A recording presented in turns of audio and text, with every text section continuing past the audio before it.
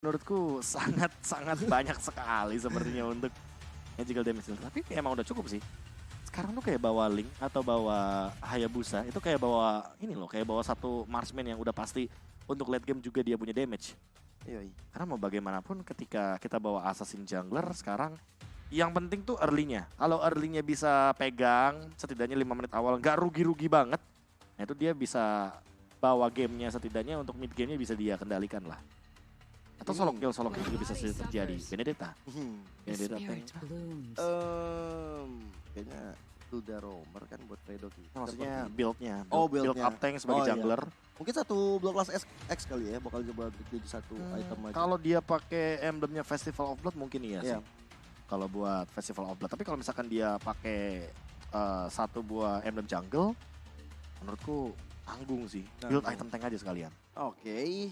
Dan ini dia untuk hero-hero yang di-pick. Athena Shield akan menjadi jawaban pastinya untuk anak-anak GPX dengan ada 3 hero yang memiliki magical attack. Wah, di sana. bentar. Valir, Herald dan juga Kadita. Yura dong yang pegang hari. Ini Valirnya. Valir ya. Bentar. Ini ada agak sedikit ada yang berbeda nih kayaknya. Tuh, apa Metode 2 roamer kayaknya. Nah, bisa jadi ya. Iya, yang tadi sempat kita bilang kalau Lutfi ini akan menjadi XP laner kan dengan Groknya. Berarti Groknya yang bakal jalan dengan 2 lane. Oke. Karena kalau Harit jalan 2 lane lama clearnya. Iya.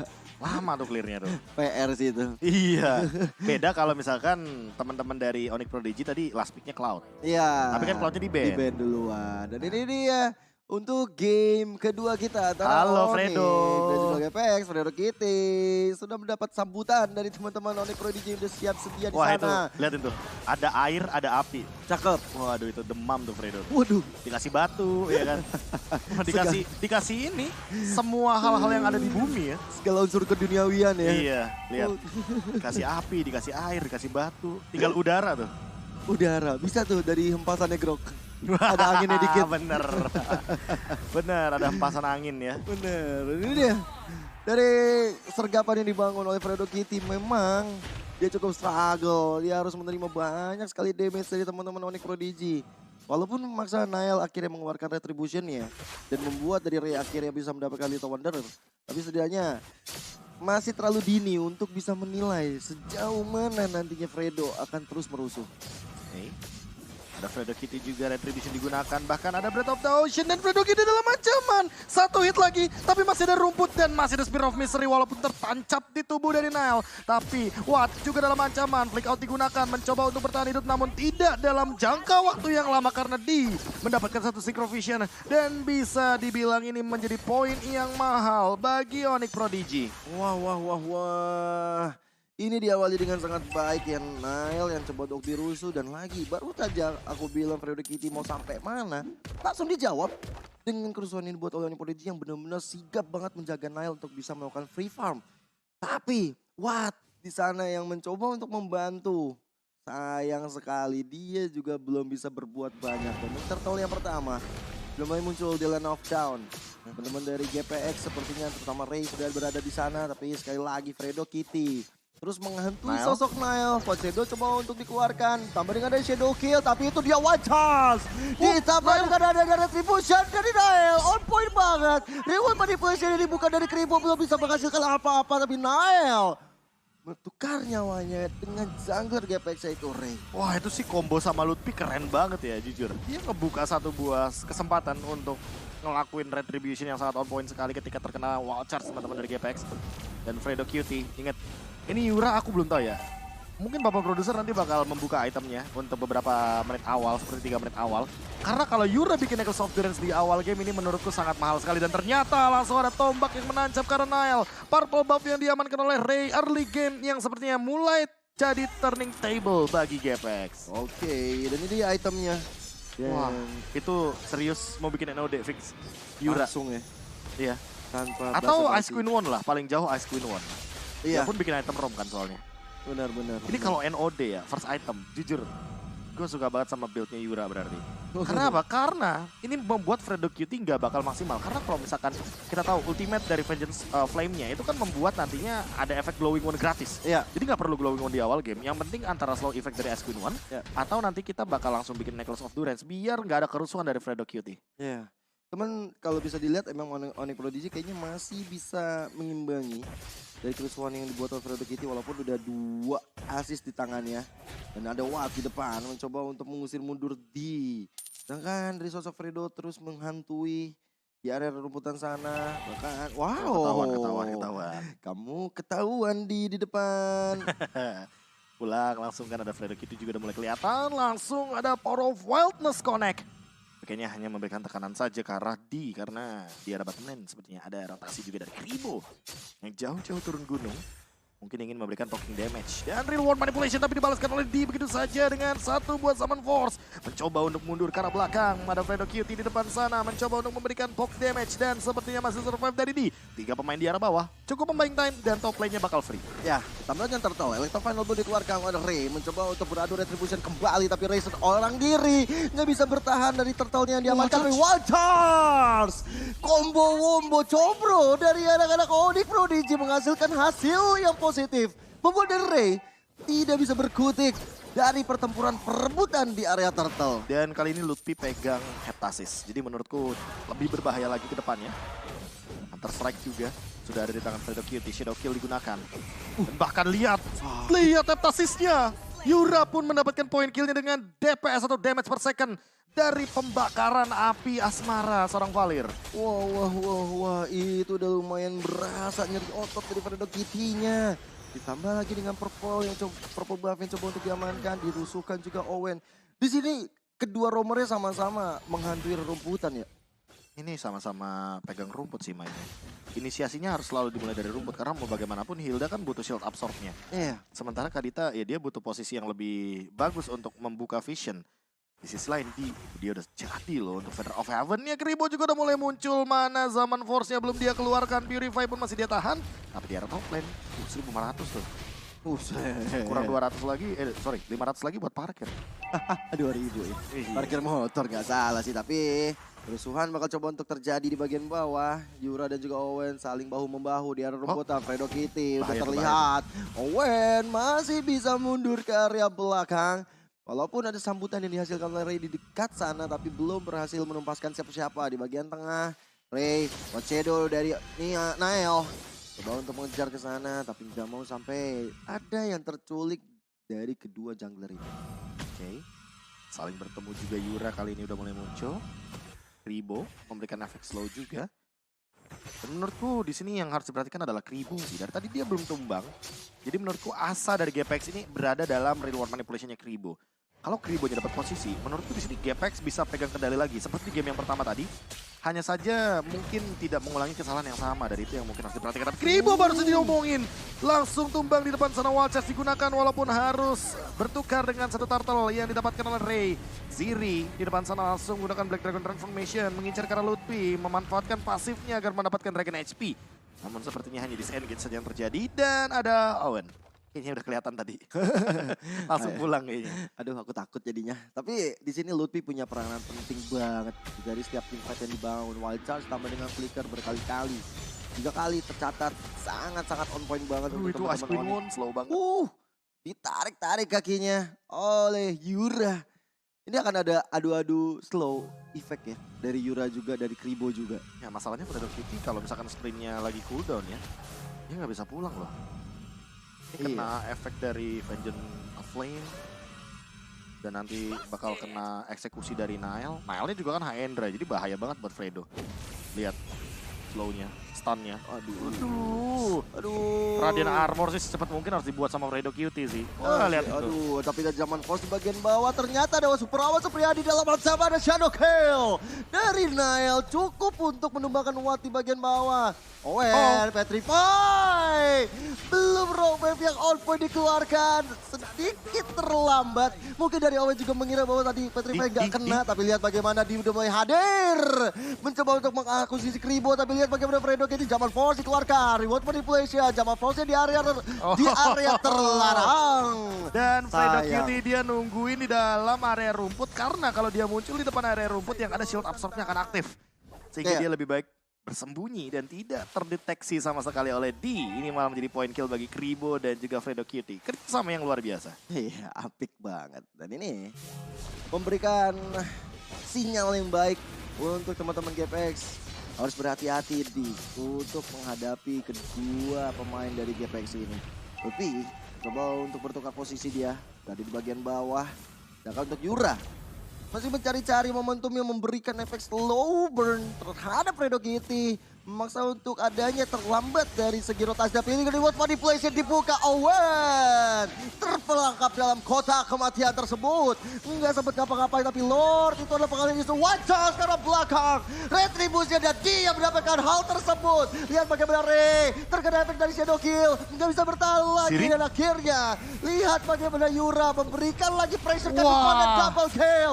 Sebuah perhitungan yang matang dari Nile. Membuat dua player dari GPS tidak bisa berkutik kembali. Purify sampai digunakan oleh Kribo karena dia terbakar api yang sangat-sangat menjengkelkan dari Yura.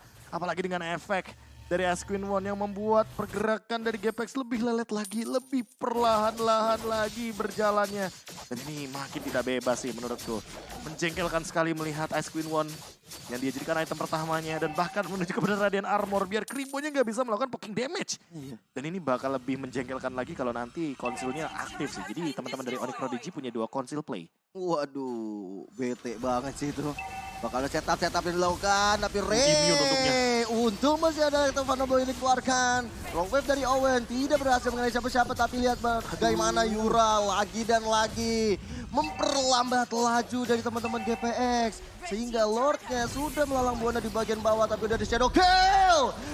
Supriyadi, Fredo Kitty juga gak bisa bernapas lega lagi. 2 orang dari GPX pun akhirnya tumbang. Ini pemanfaatan hero-nya luar biasa sumpah. Lihat slow effect, ada burst damage, ada eksekutornya, ada grok sama Hayabusa. Dan lihat dia dengan shield absorb makin sulit untuk disentuh. Ingat, Harit kan makin late game makin lebih menjengkelkan. Iya. Apalagi buat sekarang, Nile udah mulai muncul Black Dragon Transformation hanya untuk memicu saja. Dan lihat, Onyx Prodigy, mereka disengage. Mereka menghindari sebuah naga yang sudah terbang dari GPX. Dan mereka bener-bener hanya membuang satu ultimate dari Ziri. Terpancing begitu saja.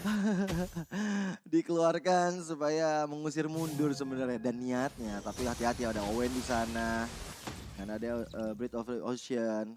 Berikan nafas lautan arah belakang. Fear of Misery. Lewat tuh. Nah, dikeluarkan masih belum terlalu on point. Tapi purple buff kayaknya bakal jadi target operasi yang empuk banget, terutama untuk di juga sangat dibutuhkan untuk menambah ke arah mana yang supaya tidak bocor-bocor amat. Ya, ditambah dengan buat sekarang dia udah punya concentrated energy. Dia makin kuat lagi dia bertahan hidup di depan sana dan Owen. Wah, dia manfaatin tembok jauh dong buat berenang. Digocek untuk jauh. menghindari sebuah sergapan power of wildness daripada Fredo Kitty. Lutfi coba buat zone out, dia pegang flicker sih. Ini yang mengerikan ya sebenarnya dari Lutfi. Karena dia pegang flicker, dia bisa kapanpun wild charge dan flicker. Karena sekarang bukan flicker wild charge lagi, tapi wild charge terus flicker. Dia sambil jalan, dia bisa langsung menggunakan serangannya. Untuk Shadow Kill pun sudah digunakan, mencoba untuk mengincar Kribo. Maksa Kribo dengan Purify, tapi kali ini hanya Shadow Kill semata. Dan memulangkan teman-teman dari GPX agar tidak ada yang mendekat ke arah Lordnya. Oke, tapi lihat posisi dari Owen. Dia sneaky picky di sana. Dan bahkan ada Nile. Oh, ini cuma disengage. Iya, ini cuma memberikan pengalihan isu. Yura di sana, dia juga ada di sana. Tapi lihat teman-teman dari GPX akhirnya sadar, oh itu Nile di bawah bro. Langsung di cutting minion yang dilakukan sama dia. Langsung coba untuk melakukan serangan ke arah belakang. Flanking dari belakang, lihat Owennya dan dapat dua member begitu saja. Mencoba untuk langsung dengan raw wave-nya. Menghilangkan Super Awan Supriyadi yang tidak memiliki Purify kembali. Petrify digunakan, Nile satu head hit lagi dan di shutdown oleh Ziri. Namun untuk sekarang langsung ada reward manipulation. Owen terjebak di depan sana. Didatang, zaman force dibuka. Chrono Dash dan wall charge-nya connect. Langsung menuju ke arah belakang. Fredo Kitty tumbang. Hanya pertukaran 2 untuk 3 sepertinya. Iya, masih ada dia yang menjadi sumber utama damage dari Onyx Prodigy. Sedangkan dari GPX, mereka masih punya Kribo untuk high ground defense-nya. Masih ada Ziri untuk mengusir mundur. Tapi untuk Lord yang hadir di menit 13 ini, 30 detik lagi Nile akan muncul. Bakal coba untuk diamankan oleh teman-teman Onyx Prodigy. Wow, Zaman Force dikeluarkan. Lutfi benar-benar mengandalkan serangan di depannya. Kribo udah mulai kelihatan ada Yura. Dihadang, dihambat jalan dengan slow effect yang dimiliki oleh Yura. No retribution, no problem sepertinya. Iya. Lordnya diamankan oleh Onyx Prodigy dan Yura benar-benar berhasil untuk melakukan zone out yang luar biasa. Ini Radiant Armornya nyebelin banget sih. Bikin dia nggak bisa di poking damage sama Kribo. Terus juga kalau misalkan kita melihat dari item selanjutnya, waduh itu mau glowing gun kayaknya. Waduh. Makin lebih terbakar lagi. Buka Vengeance Flame, jadi ada 2 burning effect-nya. Dari glowing gun ada, dari efek ultimate-nya juga ada. Wah ini nyebelin sih. Belum Makanya lagi juga- sharing torrent-nya kan bakal ngebatalin Fredo Kitty untuk jump in ke depan. Iya. Dan bahkan bisa dibilang Yura gak tumbang sama sekali. Positioning yang dia punya ini bener-bener bagus banget. Kehadirannya emang ngerusuh doang udah. Memberikan slow Cuma aja. ngasih poke damage. Yang penting skill satunya connect ke arah hero-hero dari GPX. Dan buat sekarang, oh no, Ziri udah mulai ketahuan. Lutfi di depan sana, ingat dia punya flicker. Mencoba untuk memberikan power of nature. Memberikan sedikit healing damage, shadow kill pun sudah digunakan kali ini. Nah, kedua kalinya ternyata tidak bisa melakukan shadow kill. Tercancel begitu saja dengan Black Dragon Transformation. Fredo Kitty sendirian di arah belakang, gak ada backup. Alekto final blow tapi tidak ada petrify karena dia adalah sosok jungler dari Ray-nya. Mencoba untuk sendirian, bertahan hidup tapi gak bisa untuk jangka waktu yang lama bahkan tidak ada an eye for an eye. Masih masuk lagi dari Lutfi dengan menggunakan wild charge dan ternyata Sebrau Supriyadi tidak bisa bertahan. Lebih lama lagi Owen mencoba untuk melakukan backstep kali ini. Coba untuk menghajar Fredo Kitty tapi Yura membakar dengan Vengeance Flame dan masih ada 1 serangan terakhir dari Yura dengan ultimate-nya. Dan kali ini lihat wave minionnya coba untuk berjalan. Sendirian Lutfi di depan, 3 melawan 1. Masih ada sharing torrent ke arah belakang dan Ziri mencoba untuk melakukan clear wave secepat mungkin. Berusaha untuk melakukan pertahanan kepada GPX dan Ziri kali ini sendirian. Ingat dia nggak punya apa-apa lagi. Masih dapat gerakan dari raw wave dan wild charge digunakan namun ternyata untuk Ziri dia mampu untuk mempertahankan base dari GPX. Sengit sekali dari kedua tim ini untuk bertarung. Terutama di Onyx Prodigy belum ada finishing touch yang baik ketika ada tim fight di bagian tengah tadi. Watt sebenarnya bisa dapetin dia dengan hal yang baik tapi Lutfi yang ngekill ke arah Watt cukup terlambat untuk ngeblok jalannya. Dan akhirnya dengan dia yang tumbang agak cukup sulit untuk Onyx Prodigy nge-aim game barusan. Wah ini sampai Fredo Kitty bikin Athena Shield loh. Mau gak mau gak sih? Mau nggak mau. Dari segi damage, Owen dan juga Yura, 2 magical damage dealer kali ini benar-benar sangat bebas sekali untuk bisa memberikan dealing damage tanpa adanya hambatan. Dan di depan sana Ziri mendeteksi Owen, mencoba untuk berenang terlebih dahulu. Raw wave mencoba digunakan tapi di-cancel dengan Black Dragon Transformation. Tapi Ziri juga mencoba untuk bertahan. Lihat damage deal yang diberikan terlalu banyak dari Onyx Prodigy. Shadow kill ke arah belakang. Ziri dalam ancaman, immortality-nya pecah. Ray juga dalam kena damage yang sangat banyak. Lihat bagaimana Phantom Shuriken yang tidak bisa dibendung lagi. Apalagi dengan penetration terlalu dalam. Dan untuk saat ini dengan tumbangnya Ziri, 8 detik lagi kita akan melihat Lord yang selanjutnya. Yes, Lordnya bakal coba untuk diharas oleh teman-teman dari Onyx Prodigy. Owen menjaga teritori supaya anak-anak dari GPX bisa masuk, tapi reward manipulation, Electro final blow, raw wave terpaksa digunakan. Ray pun terpaksa untuk mundur, tapi lihat bagaimana Yura lagi dan lagi sangat menyebalkan efek slow-nya. Lutfi hadir, memberikan presence, mengusir mundur anak-anak GPX, dan untuk Lord tanpa hambatan, tanpa ada Gak hambatan, ada. langsung diamankan. Gak ada hambatan sama sekali, serius ini. Denial. Kayaknya dia harus mempertimbangkan sih kalau dia buka duluan. Dari tadi ya 2 kali ya. Ya. Dia buka inisiasi duluan, dia buka setup duluan dengan menggunakan Coach Shadow. Dicium naga dia. Kena Iya. petrify lagi. Kena Petrify, kena tombaknya Moskov, jadi Shadow Kill-nya gak connect gitu loh. Iya, dan ini nggak bisa untuk dilakukan kayak begini sih. Apalagi 5 member dari GPX sudah hadir lagi di Lane of Dawn. Mereka siap untuk nge-defense. Ada high ground defense, jangan lupa ada Kribo di sana. Setuju? Dan jangan lupa juga untuk ada Teritorialnya Ray. lah, jadi pentingin. Iya, yang clearing minionnya bisa dibilang notabene cepat kalau ada Electro Final Blow. Oke, tapi untuk saat ini lihat di menit yang ke-17, 5 melawan 5, Kribo masih punya Purify, ada Shield di tangan Ray dan juga Fredo Kitty. Ada Divine Glaive juga dari Yura, menjawab sebuah ada Shield di depan sana. Beberapa detik lagi akan ada minion dari GPX, Winter Sunshine dari D, Immortality dari Lutfi, dan mungkin akan ada serangan dari belakang Kribo bakal dekat dengan Shadow Kill. Watcher juga connect dari Lutfi, dan bahkan di arah belakang, Subrau Supriyadi tidak bisa membendung banyaknya damage yang diberikan dari Lutfi dan juga Owen yang bekerja sama menuju ke arah belakang. 2-0 Onyx Prodigy. Wow, legasi Onyx